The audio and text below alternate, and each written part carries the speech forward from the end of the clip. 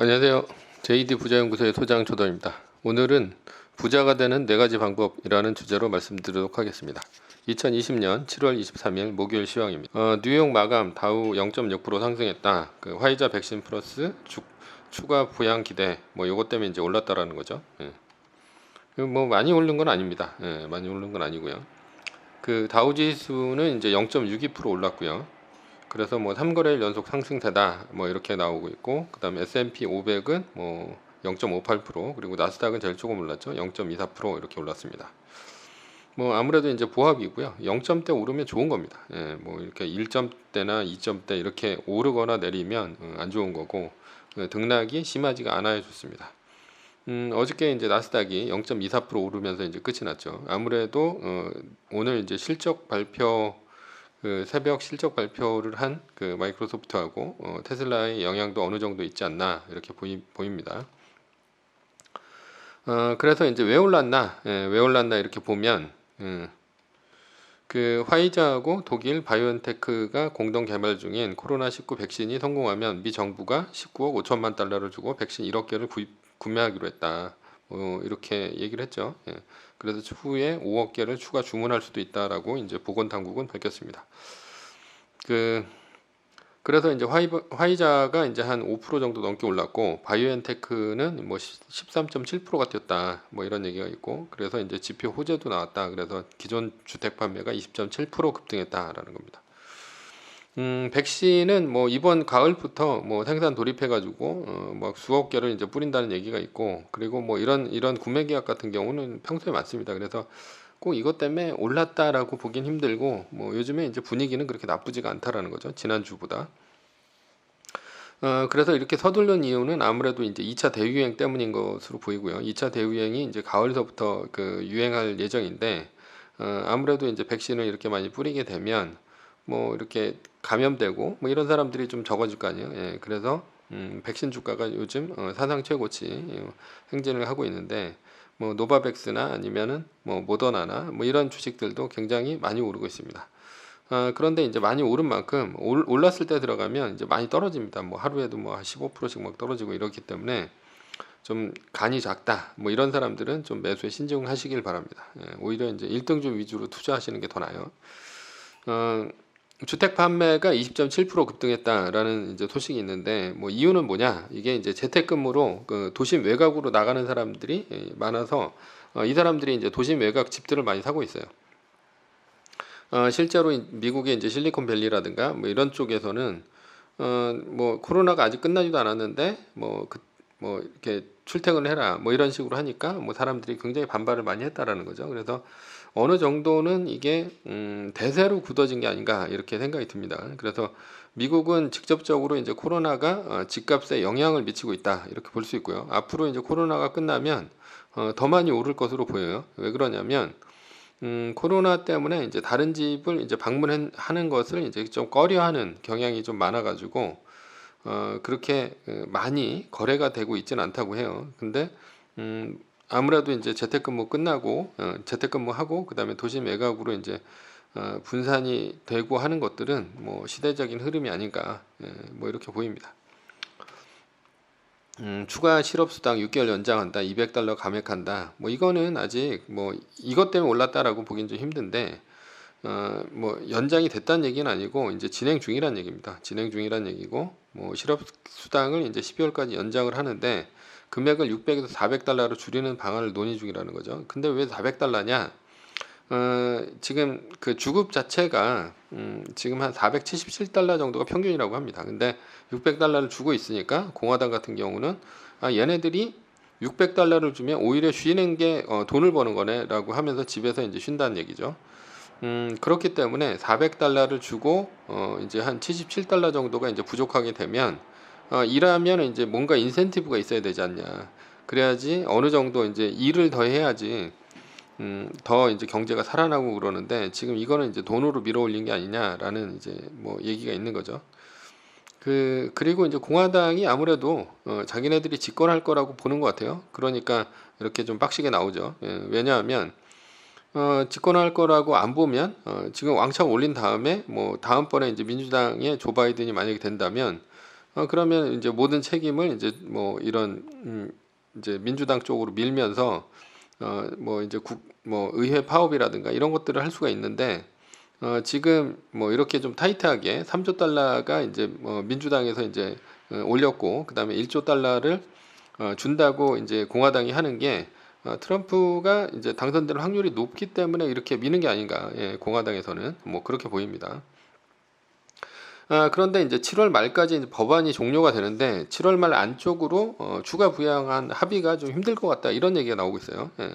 그래서 지금 만약에 이제 다음 달로 넘어가게 되면 좀 공백이 생깁니다. 공백이 생기면 아무래도 좀 주가에 영향이 있지 않을까 이렇게 보입니다. 주요 기업의 실적을 앞둔 관맹세도 있었다. 그러니까 이제 뭐 많이 오른 게 아니죠. 살짝 오른 거죠. 이날 장 마감 이후 마이크로소프트하고 테슬라가 2분기 실적을 발표했는데 두 기업 모두 예상보다 좋은 어닝을 공개했다. 특히 테슬라는 4개분기 연속 이익을 내면서 S&P 500 지수의 편입 조건을 충족했다. 자, 흑자 행진 테슬라가 주가 마감 후 6% 상승했다. MS는 급락했다라는 거죠. 미 뉴욕 증시 장 마감 후 어떻게 됐냐? 이게 테슬라는 급등 중이고 마이크로소프트는 하락 중이라는 거죠. 그 테슬라는 어닝 서프라이즈를 확실히 한 것 같습니다. 그래서 이유는 4분기 연속 흑자 때문이고요. 그러니까 뭐 여러 가지 지금 뭐 그 캘리포니아나 이런 쪽에서 공장을 이제 셧다운을 하는 바람에 요번에 흑자가 안 되지 않았나 이랬는데 뭐 중국에도 좀 많이 팔린 것 같아요. 그 S&P 편입 조건이 있는데 이게 이제 4분기 연속 흑자면서 미국에 본사를 두고 있고 82억 달러 이상의 시총을 갖고 있으면 S&P 500에 이제 편입이 됩니다. 그런데 앞으로 이제 S&P 500에 편입이 되면 그 자금 유입이 훨씬 더 많이 되겠죠. 테슬라 쪽으로. 예, 그래서 더 큰 상승이 있을 것 같다라고 이제 생각이 들고요. 테슬라가 이제 생각하는 것보다 훨씬 더 많은 사업을 파괴적으로 하고 있습니다. 그래서 지금 전기차 정도가 아니라 뭐 자율주행차 그리고 배터리 같은 경우도 좀 더 공격적으로 하고 있고요. 그래서 지금 테라 팩토리 그러니까 기가 팩토리가 아니라 테라 팩토리를 건설해 가지고 아마도 이제 이 건전지 그러니까 이 배터리 가격을 아주 굉장히 그 천문학적으로 낮출 것 같아요. 그래서 거의 이제 그 가솔린 차 그러니까 지금 현재 이제 엔진으로 구동되는 가솔린 차하고 맞짱을 뜰 수 있을 정도의 그 효율이 나오지 않을까. 그러니까 뭐 가격대가 나오지 않을까 이렇게 보입니다. 그러면 우리나라 배터리 업체들도 굉장히 위험해지죠. 예. 그러면서 뭐 이런 배터리 업체 뭐 이런 것도 그렇고 또 뭐 이제 스타링크나 이런 것들을 통해 가지고 뭐 전 세계에 이제 통신을 한다는 얘기죠. 그래서 지금 얘네들이 하는 거는 그 저궤도 위성을 이제 띄운다는 얘기예요. 그러니까 뭐 지금 5G가 이제 지금 깔리고 있는데 5G가 그 파장이 좀 짧습니다. 그래가지고 아무래도 이게 멀리 이제 나가질 않기 때문에 굉장히 돈이 많이 들어가요. 그런데 이거를 이제 전 세계적으로 못 가는 거죠. 예, 각국마다 깔긴 하는데 실제로 이제 아프리카나 남미 대륙 뭐 이런 데는 이제 안 깔리는 5G가 안 깔린 데가 되게 많죠. 그래서 스타링크라고 한 4,000개 이상 거의 한 5,000개 가까이 이제 저궤도 위성을 이제 띄우는데 왜 그러냐면 그 위성에 이제 그 정지궤도 위성이라고 이제 위성이 있는데 뭐 그쪽에다가 띄우면 얘네들 같은 경우는 너무 멀다는 거예요. 멀기 때문에 5G의 속도가 안 나온다라는 거죠. 그래서 저궤도 위성에다가 이제 띄우겠죠. 아무래도 이제 비행기보다는 좀 높은 정도, 예, 그 정도에 이제 띄우는 것 같아요. 그래서 옛날에 뭐 구글에서는 뭐 풍선 띄우고 그 다음에 페이스북은 뭐 비행기 띄우고 뭐 난리가 났습니다. 그런데 지금 하는 데는 그 테슬라하고 아마존밖에 없습니다. 그래서 테슬라의 이제 스타링크는 그런 식으로 이제 띄우게 되면 5G 통신을 거의 무료로 쓸 수 있게 됩니다. 예, 그렇게 되면서 이게 굉장히 이제 큰 사업이 됩니다. 예. 뭐 그렇게 되면 아무래도 이제 뭐 무료로 5G를 쓸 수 있게 되고 그러면 통신회사도 좀 힘들어지고요. 그리고 또 뭐가 있냐? 아무래도 그 플랫폼을 이제 그 테슬라 걸 쓰겠죠. 예, 테슬라 걸 쓰게 되면 이게 거의 뭐 애플 정도의 수준이 나오지 않을까. 예, 그래서 지금 뭐 단지 전기차 정도뿐이 아닌 것 같아요. 그래서 세계 1등을 노리는 게 아니냐. 저는 이렇게 보고 있습니다. 그래서 간단히 얘기하면 그렇습니다. 그러면 이때 MS는 지금 왜 떨어졌냐? 예. MS 좀 그 마이크로소프트는 좀 아쉽죠. 그래서 1.44% 상승으로 이제 정규장을 마쳤는데 2.15% 이제 하락 중이다. 2% 넘게 하락 중이에요. 2.8 뭐 2.5 뭐 이런 식으로 하면서 이제 왔다 갔다 하고 있는데 뭐 이게 어닝 서프라이즈냐 어닝 쇼크냐 이걸 판단하는 거는 그 뭐 단지 그냥 뭐 investing.com에다 실적에서 플러스가 났다고 해가지고 어닝 서프라이즈가 아닙니다. 어닝 서프라이즈는 이제 다음 날 그러니까 실적 발표를 했죠. 오늘 새벽에 그러니까 내일 이제 뭐 새벽까지 해서 장 마감에 올라야 됩니다.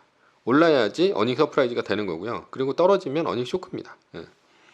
그렇게만 보시면 돼요. 왜냐하면 이제 시장에 있는 그 반응이 없었잖아요. 시장에 있는 반응. 지금 현재는 이제 실무 그러니까 선물 쪽에 이제 반응만 나왔고 시장은 이제 본장이 들어가야 되죠. 오늘 10시 반서부터 내일 새벽 5시까지 본장의 반응을 보고 반응해서 마이너스로 이제 지금 그 선물에서 마이너스로 가다가 플러스로 끝난 경우도 있어요. 그래서 마이너스가 됐다라고 하면 뭐 그때는 이제 어닝 쇼크입니다.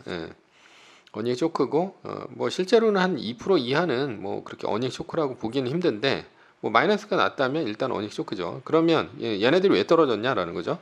이게 이제 라이선스 구매율이 떨어지고 그 다음에 링크드인의 고용시장 약세 때문에 떨어졌다라는 얘기가 있어요. 그래서 고용시장은 그 완전 고용일 때는 그 뭐 그 더 떨어지는 경우가 있습니다. 주가가 말이에요. 그 인스퍼리티라는 이제 미국의 그 고용을 담당하는 뭐 이런 곳이 있는데 회사인데 여기가 이제 한 10%에서 이제 한 4% 내려올 때까지는 굉장히 주가가 안정적으로 올라갑니다. 그런데 4%에 가까이 올 때, 그러니까 5%, 4% 이 정도쯤에서 뭐 한 작년 같은 경우가 굉장히 안정적으로 거의 완전 고용 상태로 갔죠. 그러니까 막 주가가 엄청 떨어지더라고요.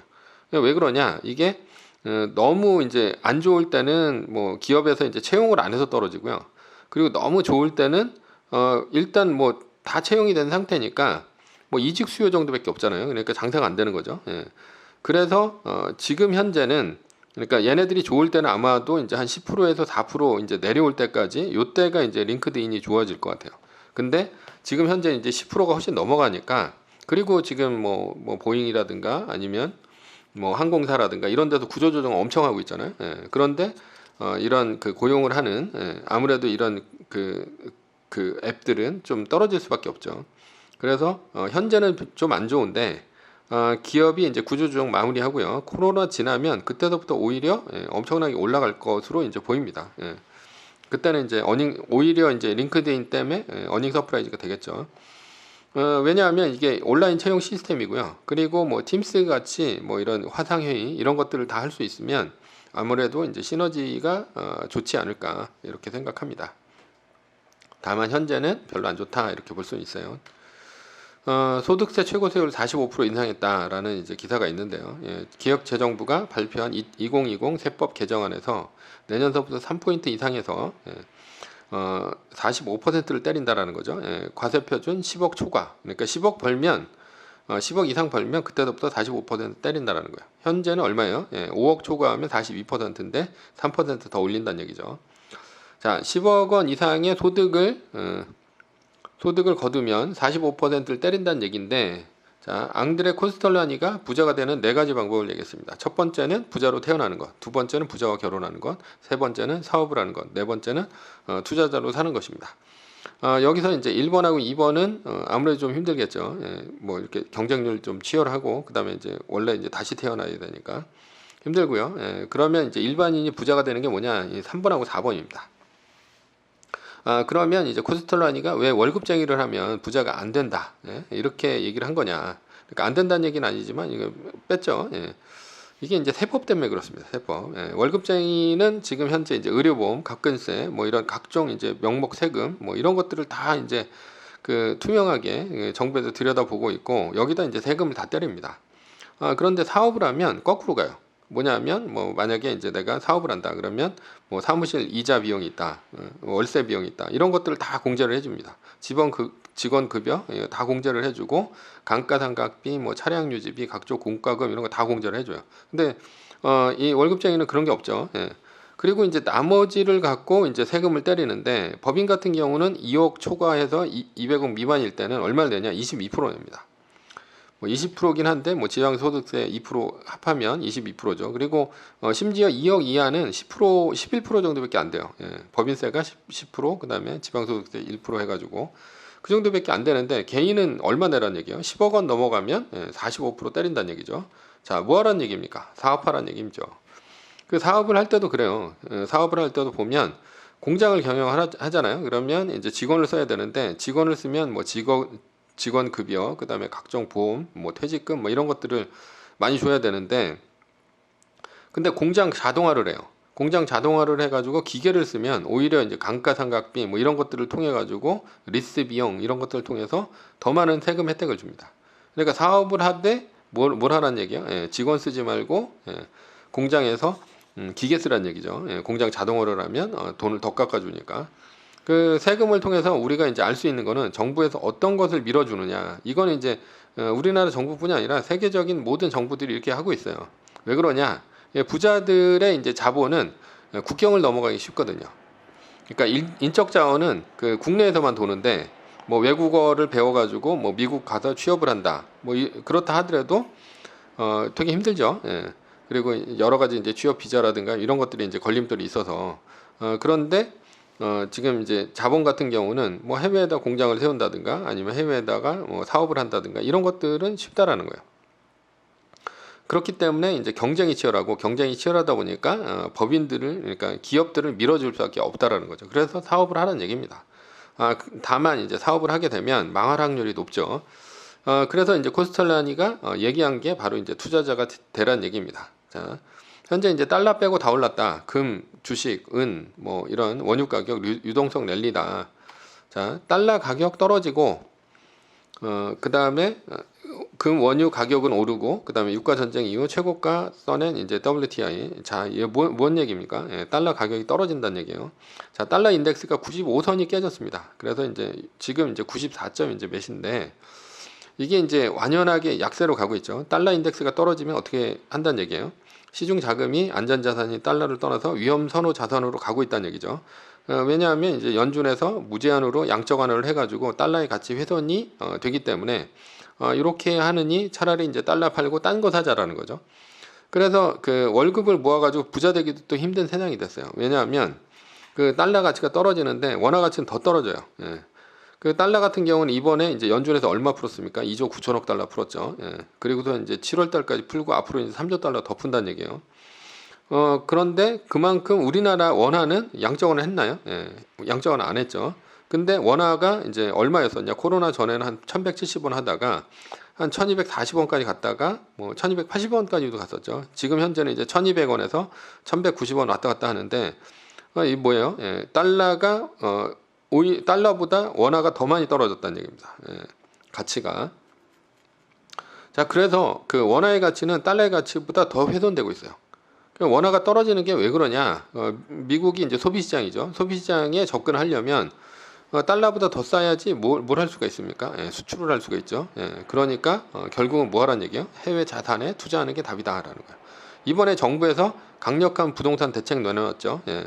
그러면서 이제 뭐 하라는 얘기입니까? 부동산에서 돈 빼서 주식 사라는 얘기죠. 그 중에서도 이제 달러 자산에 이제 투자하라는 얘기니까 결론은 뭡니까? 예. 미국 주식에 투자하는 게 부자 되는 길이다라는 겁니다. 자, 그 매뉴얼은 공항의 끝은 8거래일 상승하고 마이너스 3% 뜨고 2달 플러스 1일입니다. 예, 6월 11일 날 마이너스 3%가 떴으니까 8월 12일까지 마이너스 3%안 뜨면 공항 끝이에요. 얼마 안 남습니다. 다만 이제 6월 23일 날 8거래일 상승하고 들어갔는데 8월 12일 전까지 마이너스 3% 또 뜨면 전량 매도 후에 공항 종료는 2달 플러스 1일만 남게 됩니다. 위의 상황은 매뉴얼일 뿐이고요. 따를 사람은 따르시고 참고할 사람은 참고하시면 됩니다. 주식을 사고 파는 것에 대한 책임과 이득은 자신에게 있습니다. 오늘은 부자가 되는 4가지 방법에 대해서 말씀드렸습니다. 후원은 제가 영상을 제작하는데 많은 도움이 됩니다. 하나은행 447-910064-61005 주식회사 JD 부자연구소 감사합니다.